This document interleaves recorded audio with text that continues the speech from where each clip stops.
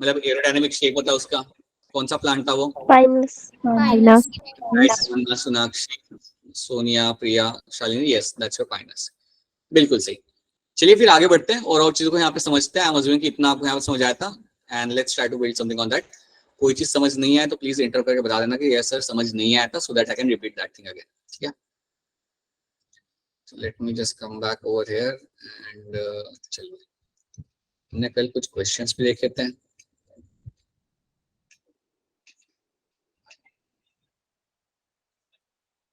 Alright, सो ये आपको यहाँ पे स्लाइड्स दिख रही है? यस कल देखा था एपियाड्रोफिली, देखा था हाइपोहाइड्रोफिली, हमने यहाँ पे देखा था। We have seen we have started the zoophily वाला पार्ट, हमने यहाँ पे चालू किया था। तो ज़ूफिली में देखा था कि यहाँ पे आपके एनिमल्स इन्वॉल्व होंगे फॉर योर पॉलिनेशन। अब इसको ही हम यहाँ पे डिटेल में समझेंगे by taking into account the entomophily. तो यहाँ पे जो हम पोर्शन यहाँ पे चालू करेंगे that will be in terms of my entomophily.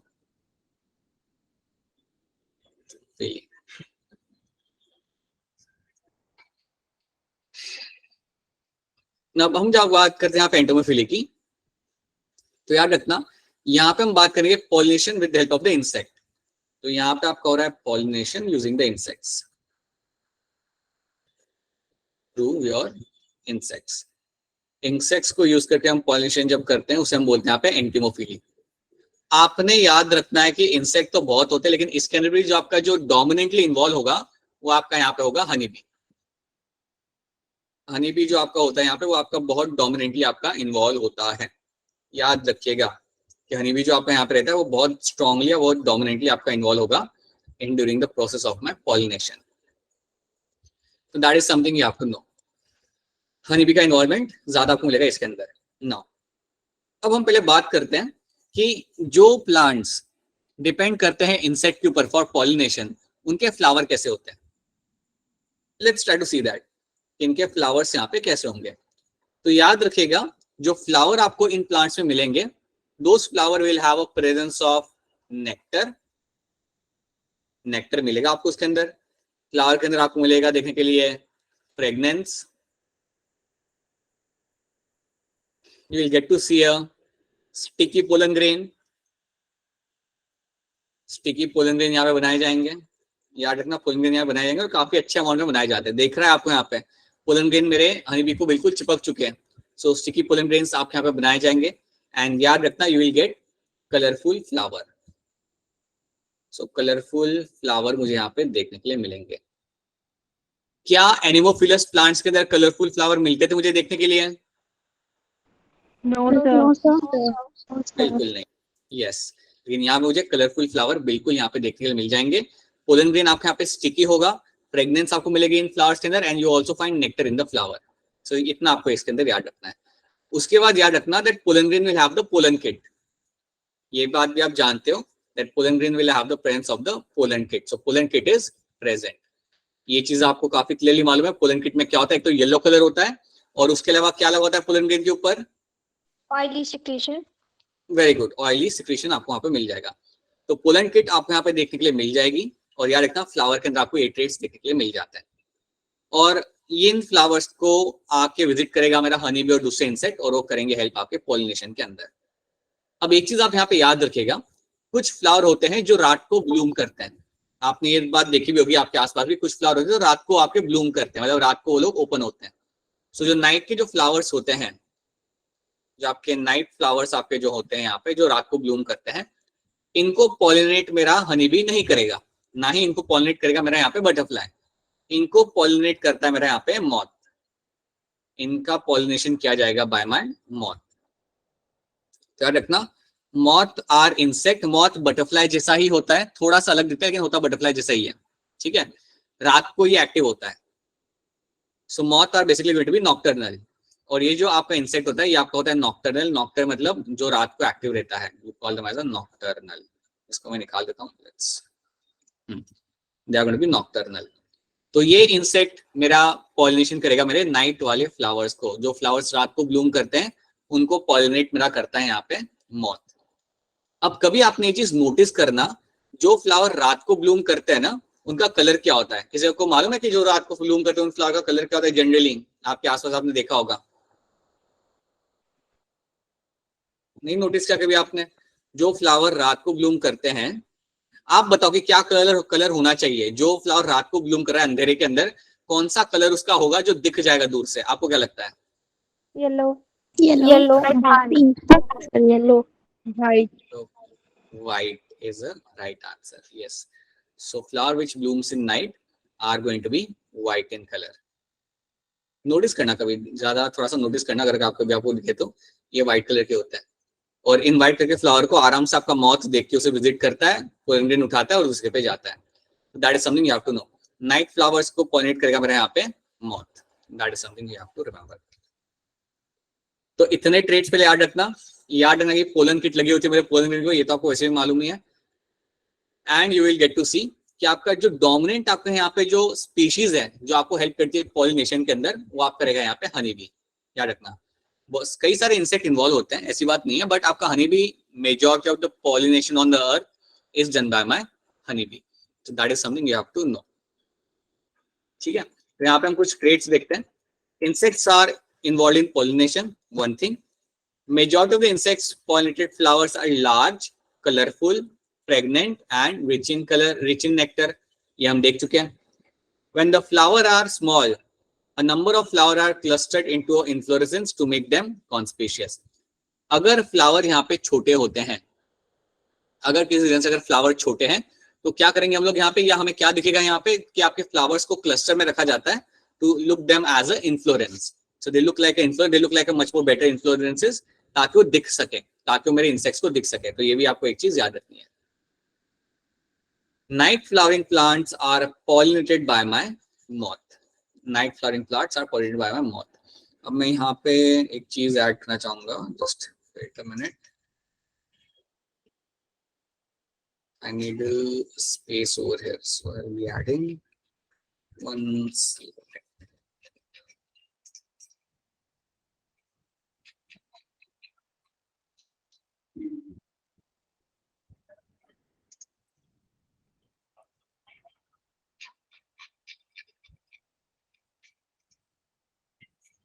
अच्छा, तब तक आप मुझे बताइए कि क्लिस्ट्रोगैमी के एग्जाम्पल क्या होंगे? क्लिस्ट्रोगैमी के एग्जाम्पल क्या होते हैं?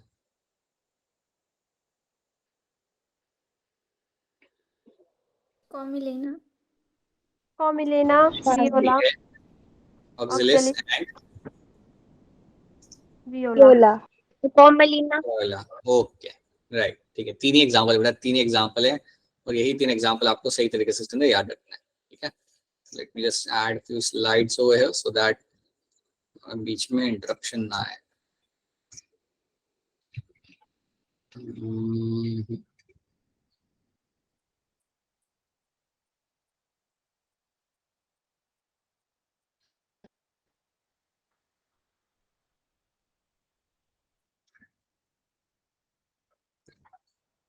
Alright, so this is something we have seen. अब आगे बढ़ते हैं। हमने यहाँ पे देख लिया, इतने ट्रेड्स हमने देख लिया जो बड़े ही सिंपल है हमारे लिए समझने के लिए। एक और चीज याद रखेगा, कुछ इंसेक्ट्स आपके होते हैं like your beetles and something like your flies, मक्खियां। बीटल्स और फ्लाइज जो होते हैं ना, उनको उनके लाइक इनको अट्रैक्ट करने के लिए फ्लावर क्या करता है? सो ये अट्रैक्ट होते हैं एक अच्छे स्मेल से नहीं, बल्कि they attract to a foul odour. They attract to a foul odour. Foul odour मतलब जहां से काफी गंदी सी स्मेल आ रही हो, या मतलब अजीब सी स्मेल आ रही हो, ठीक है, उनके तरफ मेरे बीटल्स एंड फ्लाइज अट्रैक्ट होते हैं। So they are attracted to the foul odour. तो कई सारे आपके जो प्लांट्स होते हैं जिनको पॉलिनेशन कराना होता है using the beetles and flies, वो बनाता है आपका फाउल ऑर्डर। वो एक अलग टाइप का स्मेल वहां पे आपका रिलीज करेंगे, and that smell is going to attract the beetles and flies. तो ये चीज भी याद रखना कि कुछ हर फ्लावर एक अच्छी स्मेल रिलीज नहीं करता, कुछ फ्लावर काफी गंदी सी स्मेल रिलीज करते हैं, उसे हम कहते हैं फाउल ऑर्डर, जिसको अट्रैक्ट करेगा हमारा बीटल्स एंड फ्लाइज को अट्रैक्ट करेगा। So that is something you have to know. उसके बाद आपको यहाँ पे एक स्टोरी याद रखनी है of my yucca plant and moth की। तो एक आपका प्लांट होता है जिसको हम कहते हैं यूका प्लांट। और यूका प्लांट और मॉथ जो यहाँ पे हमने दो एग्जांपल यहाँ पे लिखे हुए, सो बेसिकली ये दोनों एक दूसरे पे यहाँ पे डिपेंडेंट है। तो ये स्टोरी को हम यहाँ पे समझते हैं, यहाँ पे होता क्या है। आपका जो मॉथ है यहाँ पे, ये क्या करेगा, ये यूका फ्लावर की तरफ जाएगा, so it will go towards the yucca flower. So मेरा ये जो मॉथ है, it will visit the yucca flower, और यूका फ्लावर में ये जाएगा क्यों, पहली क्वेश्चन है कि ये वहां पे जा क्यों रहा है।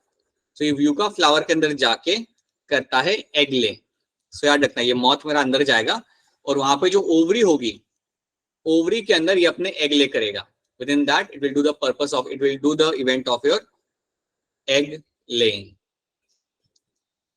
सो एग लेइंग किया जाता है आपके ओवरी के अंदर। अब क्वेश्चन ये है कि एगले वहां पे क्यों कर रहा है। एगले वो इसलिए कर रहा है ताकि वहां पे एग्स अच्छे से रहे, हैच आउट हो और वहां से लार्वा बाहर आए, तो लार्वा को रहने के लिए थोड़ा सा जगह मिल जाए। ठीक है, तो एग लेइंग पर्पस के लिए ये यूज करता है मेरे यूका फ्लावर को। अब यूका फ्लावर को क्या फायदा होता है, यूका फ्लावर को फायदा होता है कि मेरा जो मॉथ है वो हेल्प करेगा मेरे पॉलिनेशन के लिए। तो दोनों के दोनों एक दूसरे पे यहाँ पे डिपेंडेंट है। यूका फ्लावर या यूका प्लांट को फायदा हो रहा है, फायदा इन टर्म्स ऑफ माय पॉलिनेशन, कि जो मेरा यहाँ पे मॉथ है वो यहाँ पे आएगा फिर कहीं और जाएगा, तो उस बहाने आपका यहाँ पे पॉलिनेशन हो जाता है। और मॉथ को यहाँ पे क्या फायदा हो रहा है, मॉथ को ऐसी जगह मिले जहाँ पे अपने एग ले कर सकता है। तो ये दोनों जो स्पीशीज है यहाँ पे वो एक दूसरे पे इंटरडिपेंडेंट है। दोनों के दोनों जो स्पीशीज यहाँ पे है वो एक दूसरे पे इंटरडिपेंडेंट है।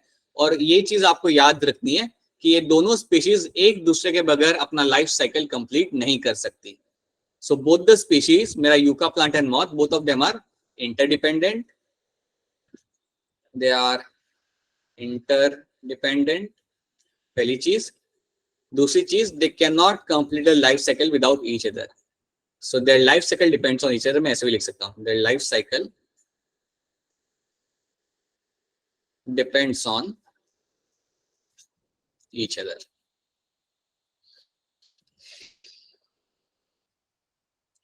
अब इसका मतलब आप समझिए कि इसका मतलब यहाँ पे क्या होता है।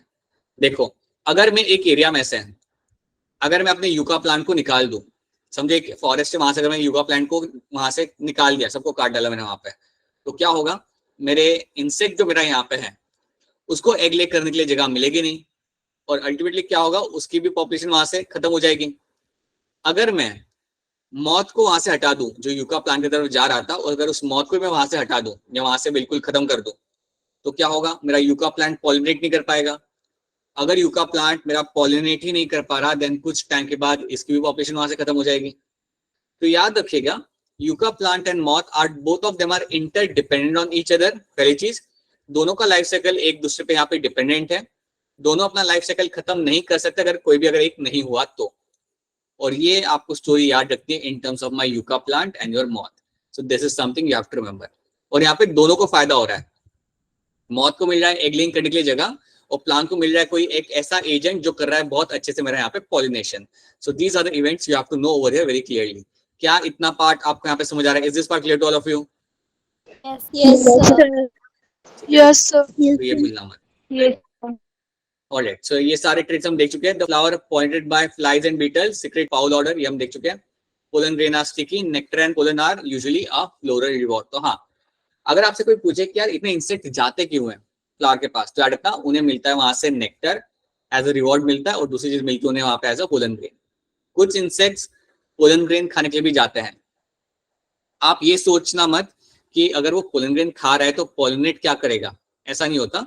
वो सारे के सारे पोलन ग्रेन नहीं खा रहा, क्योंकि पोलन ग्रेन तो बनते हैं बहुत ज्यादा अमाउंट में। सो थोड़े बहुत खा लेगा वो, और बाकी के पोलन ग्रेन उसके बॉडी के ऊपर बैठ के कहीं और चले जाएंगे। सो याद रखना, pollen grain and nectar are the two rewards given to the insect. ये दो चीजें मिलती है इंसेक्ट को from the flower. So that is something you have to remember over here. ठीक है, देन ये है आपका यूका प्लांट और yucca moth. Sorry, this is my yucca plant and your, उसके साथ जो ऊपर बैठा हुआ है दैट इज द मॉथ।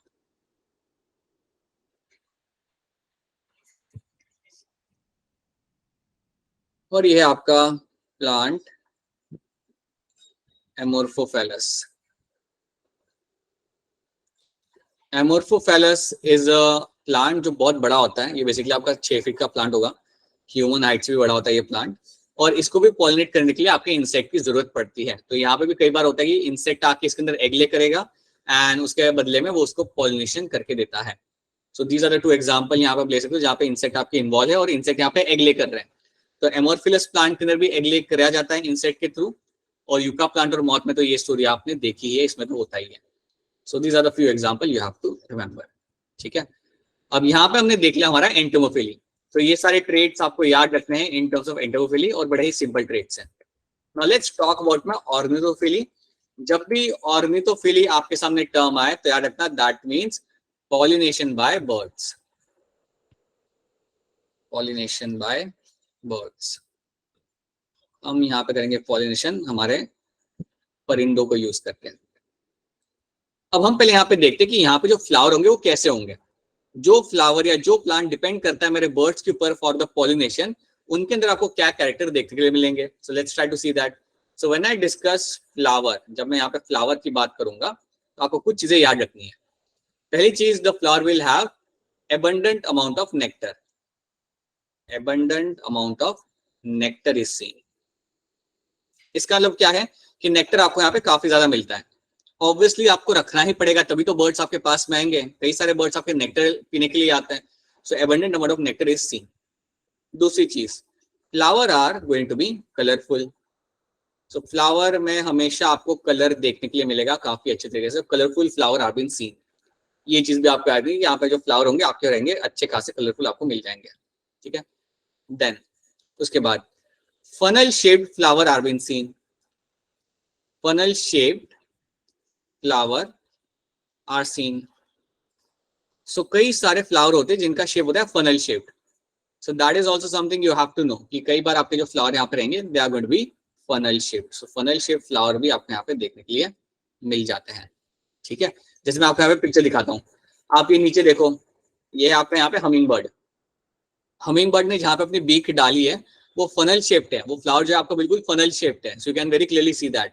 तो ऐसे फ्लावर बनाए जाते हैं, आई वुड से प्लांट के अंदर ऐसे फ्लावर आपको मिलते हैं जो प्लांट बर्ड्स पे डिपेंड करते हैं फॉर द पॉलिनेशन। तो that is going to be, और ये जो बर्ड आपके सामने आपको दिख रहा है यहाँ पे, that is your humming bird. और याद रखना हमिंग बर्ड इंडिया में देखने के लिए नहीं मिलता। इंडिया में जो मिलता है देखने के लिए वो सनबर्ड होता है। हमिंग बर्ड जैसा दिखता है वो, लेकिन हमिंग बर्ड नहीं होता वो, इट इज अ सनबर्ड। ठीक है, अच्छा ये वाला बर्ड तो तुमने देखा होगा तुम्हारे घर के आसपास। Yes, sir. Yes, sir. Common bird है हिमाचल का, ये तो बहुत दिखता है अच्छे से। ठीक है, ये बेसिकली आपका है येलो बिल्ड मैगपाई। इसका नाम है आपका yellow build magpie. Yellow build magpie बहुत ही कॉमन बर्ड है और बहुत अच्छा भी दिखता है। अगर आप इसकी टेल देखोगे तो बहुत लंबी होती है इसकी tail. It's very common bird over here. ठीक है, यहाँ पे ये ट्रेट आपको याद रखना है। इसके अलावा आप एक और ट्रेट याद रखना कि फ्रेग्रेंस आपको नहीं मिलता। फ्लावर यहाँ पे कोई भी फ्रेग्रेंस आपको नहीं देगा। So no fragrance is seen. अब जब मैं यहाँ पे मेंशन कर रहा हूँ कि यहाँ पे आपको फ्रेग्रेंस देखने के लिए आपको यहाँ पे नहीं मिलेगा, दैट मीन्स व्हाट? इसका मतलब यहाँ पे ये है कि आपका कोई भी यहाँ से स्मेल नहीं आएगा फ्लावर के अंदर से। और ये करने का रीजन इसलिए है because birds do not have a sense of smell. याद रखना आपके बर्ड्स के पास सेंस ऑफ स्मेल नहीं होता। ठीक है, आपके ब्रेन में एक एरिया होता है जिसको हम बोलते हैं यहाँ पे as a olfactory lobe. In your brain you have this area called as my olfactory lobe.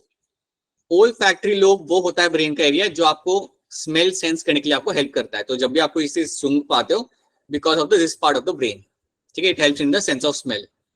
ये पार्ट ऑफ ब्रेन आपके बर्ड्स के अंदर वेल डेवलप नहीं होता। ये बात याद रखना, this part of brain is not well develop in the birds. इसलिए वो लोग कोई चीज को स्मेल नहीं कर सकते। Birds can not smell anything and that's why flower अपना फिर कोई फ्रेग्रेंस यहाँ पे नहीं बनाते। फ्लावर्स और plants depends on the birds for pollination, they do not create any kind of fragrance. क्या ये चीज क्लियर है यहाँ तक आप सबको? Is this part clear to all of you? Yes, sir. Yes, sir. ठीक है, Yes, sir. ये एक चीज याद रखना। आप एक और चीज याद रखना कि आप मुझे बताओ, आप थोड़ा सोच के बताओ कि एक बर्ड होता है जिसके अंदर सेंस ऑफ स्मेल आपको मिलता है। क्या कोई बताएगा उसका नाम क्या होता है? मैं आपको हिंट देता हूँ। हिंट ये है वो बर्ड आपको मिलता है न्यूजीलैंड के अंदर and it is the national bird of New Zealand.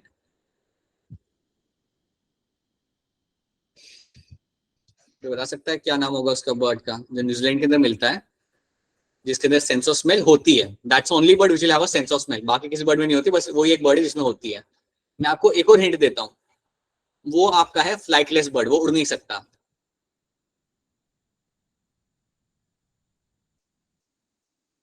चलो एक और हिंट देता हूँ आपको। हाँ बोलो बोलो बोलो बोलो। Kiwi. Right, it is So, what? Kiwi. Kiwi ostrich तो आपको मिलेगा अफ्रीका के अंदर, ठीक है। So kiwi is the only bird which will have a sense of smell. इसके अंदर ये काम करता है, इसके अंदर ओल्फैक्टरी लोब अच्छे से काम करेगा बिकॉज इसकी विजन वीक होती है और ये स्मेल करके अपने इंसेक्ट को ढूंढ पाता है, ठीक है। बाकी दूसरे बर्ड्स में आपको नहीं मिलेगा। So that is one thing you have to know. तो ये ट्रेट्स याद रखने, ट्रेट्स भूलना मत। फ्रेग्रेंस नहीं है, नेक्टर एबंडेंट है, कलरफुल है, फनल शेप्ड होते हैं flower. These are all the traits of my flower which depend on birds for my pollination and pollination by bird is called my ornithophily. तो ये आपको क्लियर होना चाहिए, ठीक है। सो व्हेन द ये हमने देख लिया कि क्या है वो ऑर्निथोफेली। सन बर्ड, हमिंग बर्ड, यहाँ पे आपके एग्जांपल लेके रखे हुए हैं। कुछ एग्जांपल यहाँ पे प्लांट के like bignonia plant, then you have a callistemon and then you have a bombax. सो ये कुछ एग्जांपल आपके उन प्लांट्स के जो बर्ड्स पे डिपेंड करते हैं for the pollination. So that is these are the 3 example you can see. अब हम बात करते हैं हमारे यहाँ पे कैरोप्टेरोफाइली की। तो जब मैं बात करता हूँ कैरोप्टेरोफाइली की, याद रखना that simply means pollination by bats. Pollination by bats.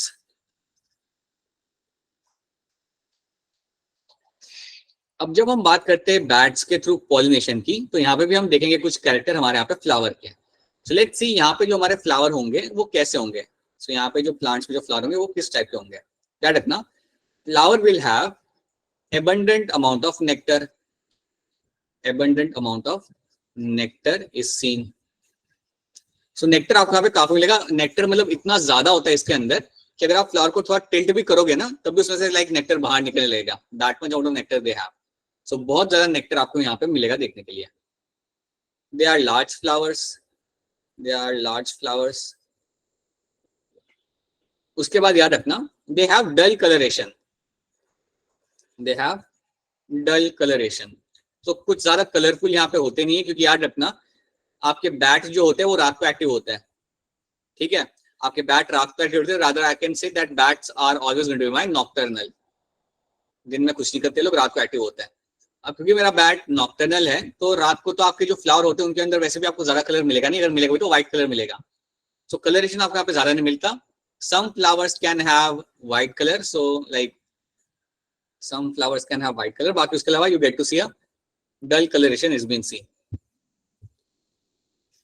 Then आपके यहाँ पे मिलेगा देखने के लिए the other thing you will get to see over here is कि आपके जो फ्लावर है they can have a leathery petals. Leathery petals. कई बार क्या होता है ना बेटा कि आपके जो बैट्स होते हैं वो पेटल्स पे फीड करते हैं। Sometime they eat on the petals. तो इसलिए जो पेटल्स होते हैं वो कई बार लाइक ऐसे फ्लैशी होते हैं, लेदरी होते हैं, ताकि वो बैट उनको कंज्यूम कर सके। So that is something you have to know. जितने भी मेरे प्लांट रहेंगे याद रखना they will bloom in the night. ये तो आप समझ ही सकते हो, 10 flowers are going to bloom in night. So that is also one thing you have to know कि यहाँ पे जो फ्लावर आपके रहते हैं यहाँ पे आपको ब्लूम करेंगे रात को। So these are the few things you have to remember कि एबंडेंट अमाउंट ऑफ नेक्टर आपको मिलेगा, large flower, dull coloration, white colour, leathery petals and flower usually bloom in the night time. So these are the few traits you have to know over here. इतने आपको इसके अंदर traits याद रखना है, कोई अलग से आपको याद नहीं रखना है इसके अंदर। इसके अलावा हाँ वन मोर थिंग यहाँ पे क्या लगता है आपको, यहाँ पे फ्रेग्रेंस होगा या नहीं होगा? No, sir. नहीं होगा। बैट सूंघ सकते हैं, ठीक है, होगा, राइट, होगा और काफी फ्रूटी स्मेल होगा, right. So it will have the Frooti smell. तो जो मेरे फ्लावर होंगे उनमें से आपको एक बड़ा फ्रूटीस्ट काइंड ऑफ का स्मेल आएगा। सो फ्रेग्रेंस आपके यहाँ पे रहता है but it's a fruity kind of smell. So you will find that. तो इससे भी आपके बैट अट्रैक्ट हो रहे हैं। बैट्स मैमल्स हैं, वो स्मेल कर सकते हैं, so they will get attracted to this fruity smell, ठीक है। So that is one thing you have to remember, okay. So ये ट्रेट्स आपके रहते हैं फॉर द कैरोप्टेरोफाइली। उसके अंदर ये आपको ट्रेट्स मिलेंगे देखने के लिए, ठीक है। If pollination is bring out by the bats, ये है genus, that is called as my chiropterophily. The flower are big in size, example anthocephalus kadamba. Then you can have Bauhinia and your Cagelia plant. These are a few examples of the plant which are pollinated by my bats. तो इतना आपको इसके अंदर याद रखना है। Basically आपको ये देखो, इसमें तो ज्यादा कुछ याद रखने के लिए है नहीं, आपको ये ट्रेड्स याद रखने हैं, या आपको ट्रेड के रिलेटेड आपको क्वेश्चन पूछ सकते हैं। तो these are the traits you have to remember, याद रखना। फ्रूटी स्मेल होगा, बड़े साइज के फ्लावर होंगे, नेक्टर आपको बहुत मिलेगा इसके अंदर, पेटल्स कई बार लेदरी होते हैं क्योंकि कुछ बैट्स पेटल पे फीड करते हैं। कलरेशन आपको ज्यादा मिलेगा नहीं यहाँ पे, रात का टाइम होता है, व्हाइट कलर मिलेगा, डल कलरेशन आपको मिलेगा यहाँ पे, एंड फ्लावर हमेशा रात को ही ब्लूम करेंगे। So that is something you have to know about the chiropterophily. क्या ये स्लाइड आप सबको यहाँ पे क्लियर है? Is this slide clear to all of you? Yes, sir. Yes, sir. Yes, sir. Yes, sir. चलिए काम करते हैं, ये हमारा बैट है यहाँ पे, एक दो क्वेश्चन हम यहाँ पे देखते हैं। तो कुछ क्वेश्चन तो हमने कल देखे, ये वाला देखा था, ये देखा था, ये भी देखा था। Now try to tell me answer for this. ध्यान से देखना, बड़ा सिंपल क्वेश्चन है और इसको आंसर करेंगे आप लोग। Transfer of pollen grain from anther to stigma of another flower of the same plant is called as what? बताइए। Deutonogamy. वेरी गुड, जो भी ऑप्शन किया है बी पे सही, and whoever has answered this, yes, that's the right answer. It is my Deutonogamy. Deutonogamy के अंदर आपको मिलेगा देखने के लिए that you will have the pollen grain will move from flower to another flower but of a same plant. That is my Deutonogamy. तो yes, option भी मेरे यहाँ पे आएगा सही आंसर। जो भी आप लोगों ने चैट में बी ऑप्शन यहाँ पे टिक किया है, तो that's the right answer. ठीक है, अब एक और क्वेश्चन देखते हैं यहाँ पे। अब इस क्वेश्चन के बारे में मैं कुछ बोलूंगा नहीं, आप खुद से पढ़िए और मुझे आंसर करिए। Take your 50 seconds and read this question and try to answer this. और अनम्यूट करके आप जोर से आंसर बोल सकते हैं।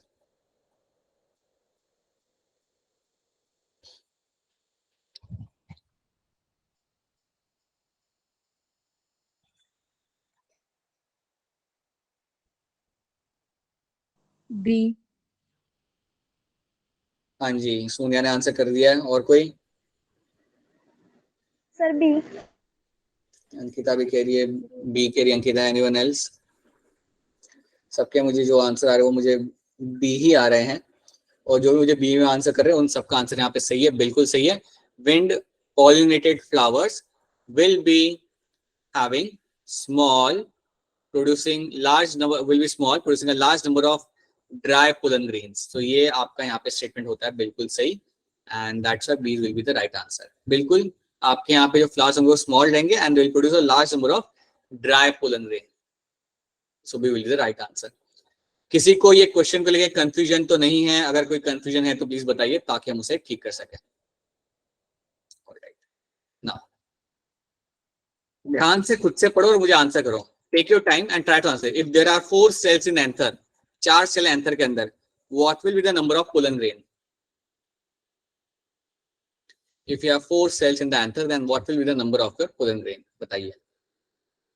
अच्छा, आंसर आ गए मुझे, और काफी सही आंसर मुझे यहाँ पे दिख रहा है। बोलिए बोलिए बोलिए। 16. Yes, that is the right answer. Yes, you will find 16 आपका यहाँ पे हो जाता है as a correct answer. बिल्कुल सही, 16 with the correct answer। यहाँ पे आपका देखो, एक से आपके बनेंगे आपके 4, एक सेल से आपके बनेंगे यहाँ पे 4 माइक्रोस्पोर्स, मतलब 4 पोलन ग्रेन आपके बनेंगे।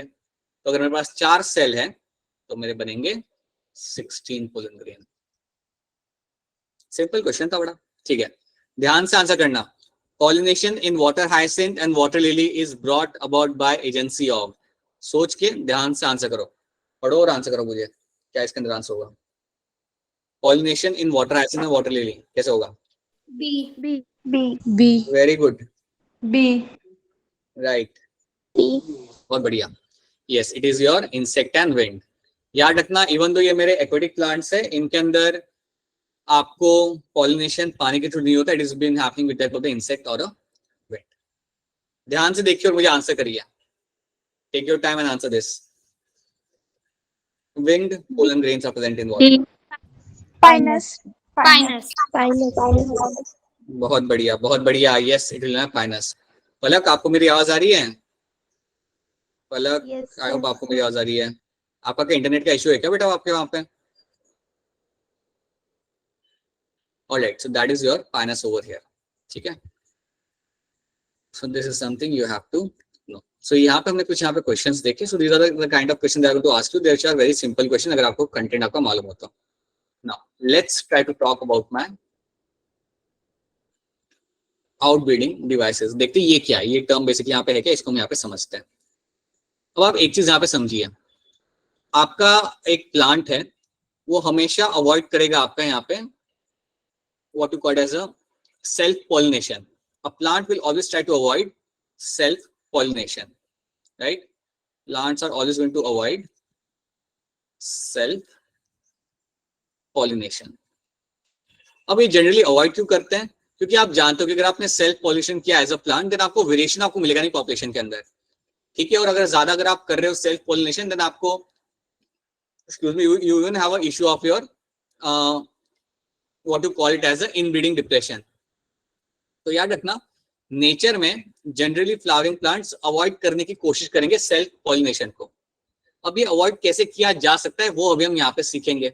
So how a plant decides कि यार मुझे नहीं करना सेल्फ पॉलिनेशन, या इस किस तरीके से वो एक अवॉइड कर सकते हैं सेल्फ पॉलिनेशन को, वो हम यहाँ पे देखेंगे। सो उसे हम यहाँ पे बोलते हैं एज अ आउटब्रीडिंग डिवाइस, या trying to undertake the outbreeding, not ही इनब्रीडिंग। तो ये हम यहाँ पे समझते हैं। देखो, तो पहला तरीका आपका यहाँ पे होता है डिक्लाइनिंग।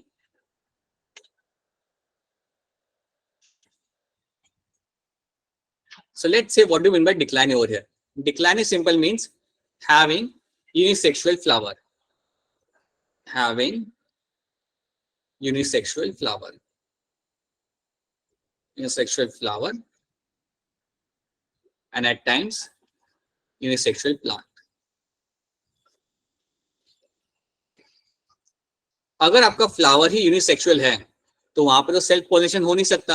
अगर मेरा प्लांट वहां पे यूनिसेक्सुअल है तो वहां पे सेल्फ पॉलिनेशन आपका हो नहीं सकता। तो कई बार क्या होता है, आपको मिलता है नेचर में देखने के लिए, कई सारे आपको यूनिसेक्सुअल प्लांट मिलेंगे देखने के लिए, कई सारे फ्लावर होते हैं जो आपके यूनिसेक्सुअल होते हैं। So because of that you can actually avoid the self pollination. आप यूनिसेक्सुअल प्लांट का एग्जाम्पल यहाँ पे आप जानते हो, like papaya is one of the best example of my unisexual plant, ठीक है, जो आप ऑलरेडी एक बार आप पढ़ चुके हो। So याद रखना, declining is a way through which you will have the unisexuality. Declining simply means having the unisexuality. This simply means having unisexuality. Let me write it down. Sexuality, ताकि आपका सेल्फ पॉलिनेशन आपका avoid किया जा सके। So that's one thing. उसी तरीके से आपके यहाँ पे एक और टर्म है, that is called as my dichogamy. अब डायकोगैमी को हम यहाँ पे थोड़ा ध्यान से समझते हैं, इस टर्म का मतलब क्या होता है। Dichogamy means what? Your stamen and pistil mature at a different time. Let me try to write it down. Your stamen and pistil, और आई वुड राइट कार्पल हो रहा है, दोनों का मतलब सेम होता है, एंड कार्पल undergoes maturation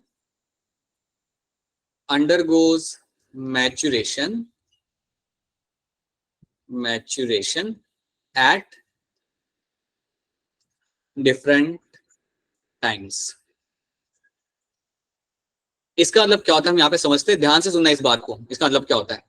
इसका मतलब ये होता है कि ऐसा होगा प्लांट के अंदर, या अगर मेरा बायसेक्सुअल प्लांट है, राइट, अगर मेरा बायसेक्सुअल फ्लावर है, तो उसमें क्या होगा, आपका जब एंथर मैच्योर होता है वो टाइम पे आपका कार्पल मैच्योर नहीं होगा। तो इससे फायदा क्या होगा कि आपका एंथर में से अगर पोलन ग्रेन निकल भी आए तब भी वो स्टिग्मा के ऊपर जाके बैठ के कोई मतलब नहीं, क्योंकि आपका कार्पल मैच्योर है नहीं, ठीक है। या फिर कई बार ऐसा होगा कि आपका कार्पल जल्दी मैच्योर हो जाएगा और आपका एंथर अभी भी मैच्योर नहीं हुआ होगा, वो अभी डेवलप हो रहा होगा। तो जब आपके दोनों चीजें सिंक्रोनाइज तरीके से नहीं हो रही तो इसका फायदा क्या होता है, आप सेल्फ पॉलिनेशन को यहाँ पे आप अवॉइड कर सकते हो। आप सोचो थोड़ा कि आपके पास बायसेक्सुअल फ्लावर है, तो उसके अंदर आपका स्टेमन भी है, उसके अंदर आपका पिस्टिल भी है। आपका स्टेमन मैच्योर हो गया है लेकिन आपका पिस्टिल रिसेप्टिव है ही नहीं। अगर आपका पिस्टिल रिसेप्टिव है ही नहीं तो कोई दिक्कत आएगी नहीं कभी भी सेल्फ पॉलिनेशन की, क्योंकि पोलन ग्रेन अगर आप उसके ऊपर आके गिरेंगे भी तब भी आपका पिस्टिल आपका उसे एक्सेप्ट नहीं करेगा। That's one thing. और एल्स ऐसा भी हो सकता है कि मेरा पिस्टिल रिसेप्टिव है बट मेरे पोलन ग्रेन अभी तक मैच्योर नहीं हुए, अभी तक वो उसने डेवलप ही नहीं हुए कि वो बाहर निकले एंथर में से। This is called as my dichogamy. So dichogamy में क्या होता है, that you will find both stamen and carpel undergoes maturation, or I would rather say they attain the maturity at different time phase.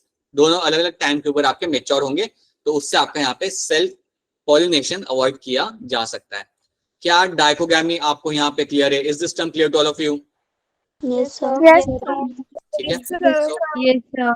Dichogamy याद रखना और ये decline भी याद रखना। मैं आपको डाइकोगैमी में दो टर्म यहाँ पे बताता हूँ जो आपको यहाँ पे याद रखने पड़ेंगे। सो जब हम बात करते हैं डाइकोगैमी की, तो इसमें दो टर्म्स आते हैं, एक आपका होता है यहाँ पे प्रोटएंड्री और एक आपका यहाँ पे टर्म आएगा प्रोटोगाइनी। प्रोटोगाइनी, अब ये दो टर्म्स को हम यहाँ पे थोड़ा सा समझ लेते हैं। प्रोटोगाइनी का मतलब क्या होता है, आप ये अगर मैं आपको प्रोटोगाइनी समझा दूंगा ना तो आप मुझे प्रोटोगाइनी खुद से ही समझा दोगे। तो मैं आपको प्रोटोगाइनी समझाता हूँ। इसमें क्या होता है that your anther matures earlier than carpel. तो यहाँ पे बेसिकली क्या हो रहा है कि आपको जो मेथड है एंथर है वो आपका पहले मैच्योर होगा, वो जल्दी मैच्योर होगा, काफी अर्ली मैच्योरिटी अटेंड कर लेगा कंपेयर टू द कार्पल। तो जब मेरा एंथर मैच्योर हो जाता है वो टाइम पे कार्पल मैच्योर नहीं है, मतलब वो रिसेप्टिव ही नहीं है। तो यहाँ पे सेल्फ पॉलिनेशन आपके यहाँ पे होने के चांसेस नहीं होते, लाइक इट्स लाइक निग्लिजिबल। ठीक है, तो प्रोटएंड्री में याद रखना कि anther matures earlier than the carpel, तो यहाँ पे आपका सेल्फ पॉलिनेशन आपके यहाँ पे नहीं हो सकता। अब अगर मैंने आपको ये वाला टर्म सिखा दिया है तो क्या आप मुझे प्रोटोगाइनी बता सकते हो इसमें क्या होता होगा? Carpel mature earlier than answer. बहुत बढ़िया, बहुत बढ़िया। Yes, my carpel matures earlier than my anther.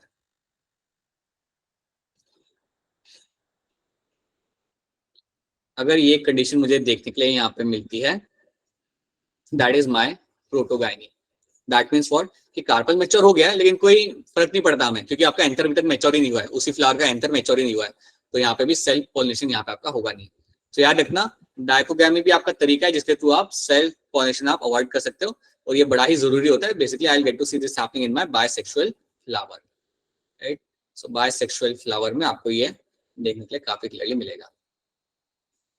Then इसके बाद अगला टर्म है आपका यहाँ पे third term. Third term over here is called as my heterostyly. तीसरा टर्म मिला यहाँ पे है हेटेरोस्टाइली। सो ये देखते हैं कि हेटेरोस्टाइली यहाँ पे क्या होता है। अब हेटेरोस्टाइली में यहाँ पे क्या होगा, what you get to see that the length of the stamen, length of stamen and style will be different। इसका मतलब हम यहाँ पे समझते हैं कि आपका जो स्टेमन और आपको यहाँ पे जो स्टाइल है उनका जो लेंथ यहाँ पे रहेगा वो दोनों का लेंथ यहाँ पे बहुत अलग रहेगा। That will be very different from each other. ठीक है, सो जब मैं कह रहा हूँ कि मेरे यहाँ पे स्टेमन और स्टाइल का लेंथ यहाँ पे डिफरेंट रहेगा, सो लेट्स ट्राई टू सी इसका मतलब यहाँ पे क्या होता है। लेट्स ट्राई टू सी इसका यहाँ पे मतलब यहाँ पे क्या होगा। तो मैं आपको यहाँ पे एग्जाम्पल लेता हूँ। अज्यूम करो दिस इज माई स्टेमन। ठीक है, ये मेरा यहाँ पे स्टेमन है, यहाँ पे दो स्टेमन है और उसके बीच में मेरे पास है यहाँ पे मेरा पिस्टिल। अब मेरा पिस्टिल यहाँ पे बहुत छोटा है compare to my stamen, so pistil is very small compare to my stamen. तो काफी लाइकली चांस है कि इसमें जो पोलिन निकलेंगे वो कहीं और जाके गिरेंगे, ये हवा के साथ जाके कहीं और जाके ये लोग जर्मिनेट करेंगे किसी और फ्लावर को जाके। बहुत अनलाइकली चांस है कि यहाँ से पोलिन निकल के इसके ऊपर गिरेंगे, बिकॉज आपका यहाँ पे स्टाइल बहुत ही छोटा है, राइट। आपके पिस्टिल का जो स्टाइल आपके यहाँ पे बहुत छोटा है और आपके जो स्टेमन यहाँ पे वो आपके यहाँ पे बहुत बड़े हैं। तो एक कंडीशन आपकी ये हो सकती है। दूसरी कंडीशन आपकी ये हो सकती है that you have a very long style, you have a very long style. ठीक है, आपका स्टाइल यहाँ पे आपका, और अगर मैं कह सकता हूँ आपका जो पिस्टिल यहाँ पे ओवरऑल वो आपका बहुत बड़ा है, और जो मेरे एंथर है यहाँ पे या जो मेरे यहाँ पे स्टेमन है दैट इज वेरी स्मॉल। अगर ऐसी भी कंडीशन अगर आपको देखने के लिए मिलती है, इफ यू गेट टू से ऐसी कंडीशन ऑल्सो, इसके अंदर आपका सेल्फ पॉलिनेशन आपका अवॉइड किया जाएगा, क्योंकि आपके पोलन ग्रेन इतने ऊपर तक तो आपके पिस्टिल के ऊपर तो पहुंच नहीं पाएंगे। तो ये चीज आपको समझनी है।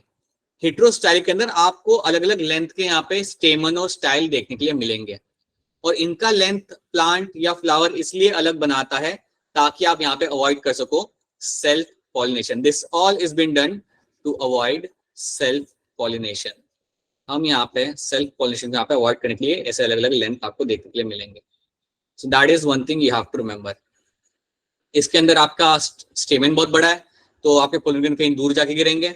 इसके अंदर आपका जो स्टाइल है वो बहुत बड़ा है और मेरे स्टेमन यहाँ पे छोटे हैं, तो यहाँ पे भी आपका सेल्फ पॉलिनेशन यहाँ पे आपका हो नहीं सकता। So this is one thing you have to remember. क्या इतनी चीज आपको क्लियर है? Is this part clear to all of you? Yes, sir. Yes. This is my heterostyle. तो हमने अभी तक तीन चीजें देखी है. एक है हमारा हेटेरोस्टाइलिंग टू अवॉइड सेल्फ पॉलिनेशन, एक होता है हमारे यहाँ पे डायकोगैमी, और एक होता है यहाँ पे हमारा डिक्लाइनिंग. अब एक और चीज आप यहाँ पे देख लो. अब वो चीज देखने के लिए इतना स्टेटमेंट देख लो. दैट डिक्लाइनिंग में क्या होगा? A device prevents self pollination in the production of unisexual flower. आप यहाँ पे यूनिसेक्सुअल फ्लावर बना लो तो आपके यहाँ पे सेल्फ पॉलिनेशन आपके यहाँ पे हो नहीं सकता. Presence of unisexual flower confirms cross pollination. बिल्कुल. डायकोगैमी में क्या लिखा हुआ है? In many bisexual flowers of the plant, stamen and carpel of the flower do not mature at the same time. दोनों सेम टाइम पे मेच्योर कभी नहीं होते. ठीक है. तो उससे होता क्या है? In this plant pollen releases and stigma receptivity are not synchronize. Pollen तो रिलीज कर दिया आपने, लेकिन आपका स्टिग्मा आपका रिसेप्टिव यहाँ पे नहीं होगा. So that is why this is going to be my dichogamy. हम यहाँ पे समझते हैं चौथा टर्म. जो चौथा टर्म मेरा यहाँ पे होगा, that will be my self incompatibility, जिसको मैं इवन कह सकता हूं as a self sterility. Self sterility.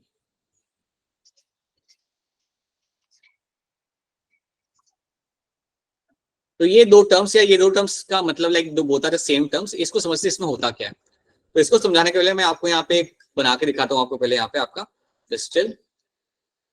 Let's make a pistil over here and let's make a pollen grain और let's make a stamen over here.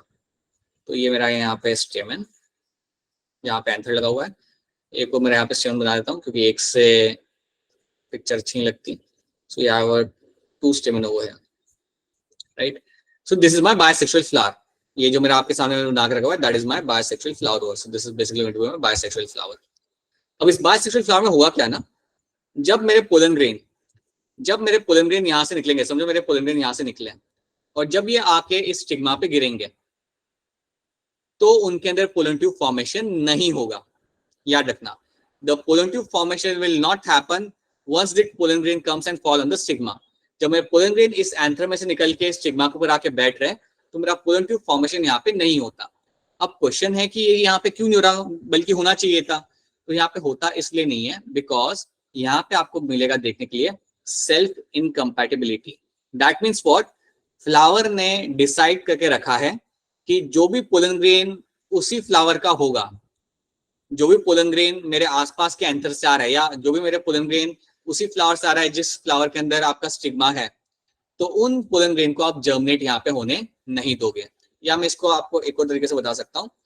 इसमें क्या होगा देखने के लिए आपको मिलेगा कि आपकी जो पोलन ग्रेन यहाँ पे है, when they fall over here, तो आपका जो स्टिग्मा यहाँ पे होगा ये उसे पहचान लेगा कि this belong to the same plant, this belong to the same plant.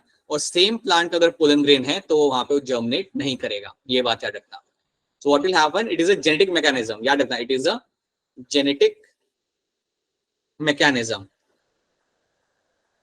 तो इसमें फ्लावर क्या करता है? Flower will ensure that if pollen grain belongs to the same plant, if pollen grain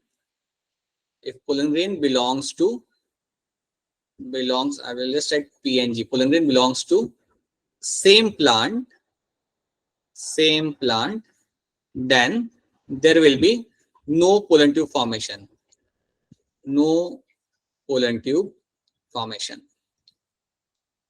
तो ये चीज आपको यहाँ पे याद रखनी है कि अगर आपका पोलन ग्रेन सेम प्लांट का है तो आपका पिस्टिल आपको पोलन ट्यूब बनाने यहाँ पे नहीं देगा. और ये तरीका है मेरे फ्लावर का to avoid my self pollination. और ये एक जेनेटिक मैकेनिज्म होता है, राइट? तो उसे पता होता है, पिस्टिल को पता चल जाता है. अगर पिस्टिल को दिखता है कि यार ये पोलन ग्रेन कहीं दूर से आया है या किसी दूसरे प्लांट से आया है, तो वहां पे उसे वो पोलन ट्यूब बनाने देगा. लेकिन अगर वो पोलन ग्रेन बाजू में से आया है, यहाँ से निकल कर आया है, या पोलन ग्रेन दूसरे फ्लावर से आया है लेकिन वो सेम प्लांट का है, समझो इस बात को, वो दूसरे फ्लावर से आया बट वो सेम प्लांट का है, तब भी उस पोलन ग्रेन को आप पोलन ट्यूब बनाने नहीं दोगे. इसको हम बोलते हैं यहाँ पे एज अ सेल्फ इनकम्पैटिबिलिटी. मतलब आप खुद के पोलन ग्रेन को कभी भी जर्मिनेट होने यहाँ पे नहीं दोगे. That is something which is going to ensure that आपका सेल्फ पॉलिनेशन यहाँ पे ना हो. क्या ये वाली स्टोरी आपको यहाँ पे समझ आ रही है? Is this part clear to all of you? Yes. अगर समझ Yes, नहीं आ रहा sir. देन बता दो, ताकि मैं रिपीट कर दूंगा अगर समझ नहीं आ रहा होगा। प्लीज मेक श्योर कि अगर समझ आ रहा है तभी हाँ बोलना, ठीक है? मैं आपको स्टेटमेंट दिखाता हूँ तो आपको थोड़ी यहाँ पे हेल्प मिलेगी। Let's see this statement of self sterility. This is the genetic mechanism prevents self pollen, मतलब खुद का pollen, from the same flower और the other flower of the same plant.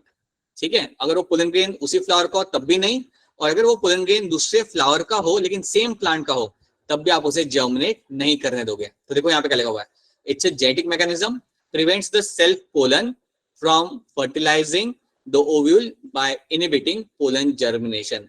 वो उस पोलन ग्रेन को जर्मिनेट होने ही नहीं देगा। That means what?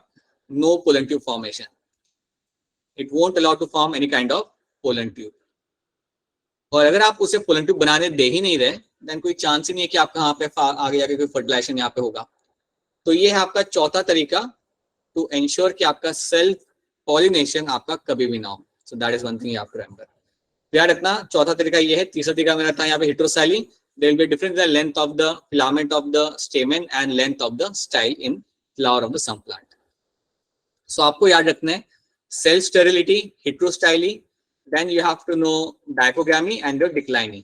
ये चार तरीके होते हैं जिनके थ्रू आप अवॉइड करते हो अपना सेल्फ पॉलिनेशन। याद रखना हमेशा, ये आउटब्रीडिंग करने का, आउटब्रीडिंग डिवाइस का मतलब ये होता है कि आप सेल्फ पॉलिनेशन को अवॉइड करो और प्रमोट करो क्रॉस पॉलिनेशन को। याद रखना, this is all done to promote my cross pollination, because आप जानते हो कि उसके साथ आपको वेरिएशन देखने के लिए आपको मिलता है। तो क्या इतना वाला part, can I say outbreeding is clear to all of you? Is this topic clear to all of you? Yes, sir. Yes, sir. Yes, sir. This is something you have to always remember in this, right? No. Okay. So now let's have a look. Okay, now there is a topic of pollen pestilence. ये हम बाद में करेंगे because we don't have that much time frame.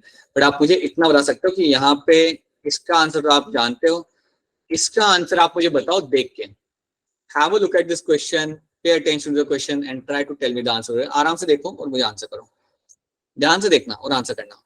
क्या इसके अंदर सही statement आपके यहाँ पे आ जाएगा?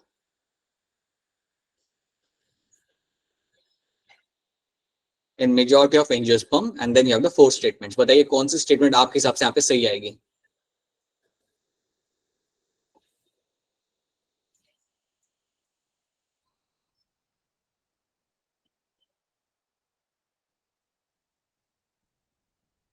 Some other answers and people are answering.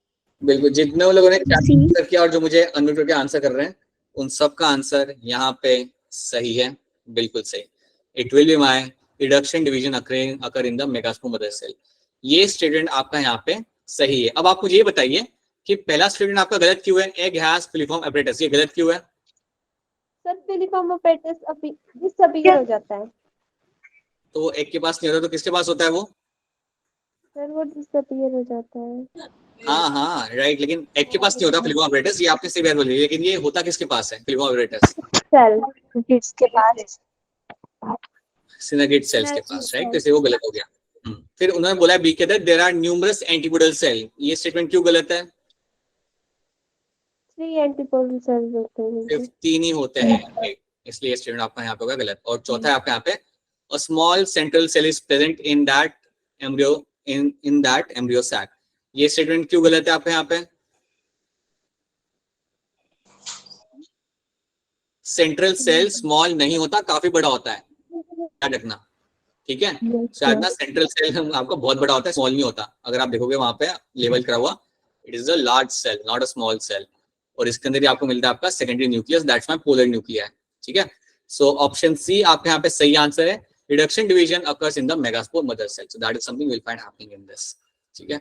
सो ऐसे ही आपको और कुछ क्वेश्चन मिलेंगे आज रात को या कल सुबह तक, अपना टाइम निकालिए। Question will be based on your again pollination के ऊपर बेस्ड क्वेश्चन आपके यहाँ पे होंगे। सो प्लीज अपना टाइम निकाल के उनको करिएगा और सबमिट भी करिएगा।